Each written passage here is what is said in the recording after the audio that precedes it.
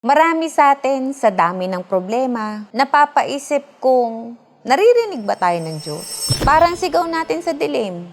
Walang sagot, walang galaw. Ramdam mo, nag-iisa ka sa laban. Pero kahit ganun, may isang bagay na kailangang hindi mawawala. Yung tiwala sa Kanya. Hindi madali ang magtiwala kapag lahat ng inaasahan mo nawala. Hindi ibig sabihin nun na hindi Kanya naririnig. Tinuturuan tayo ng Diyos na maghintay para mas lalo tayo maging matatag kahit sa matinding unos na dumating sa'yo, kasama natin siya. Kapag nararamdaman mong nag-iisa ka, humarap ka sa Kanya. Sabihin mo lahat ng nararamdaman mo. Walang takot, walang pag-aalinlangan. Doon mo mararamdaman ang kapayapaan na walang ibang makakagawa. Dahil ang tunay na pagsubok ng pananampalataya, hindi yung laging may sagot, kundi yung patuloy kang nagtitiwala sa Kanya.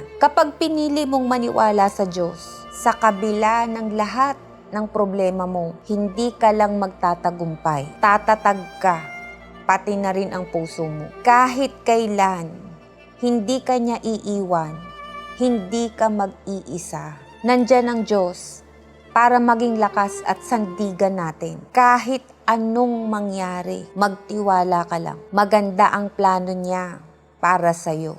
Parating na yan.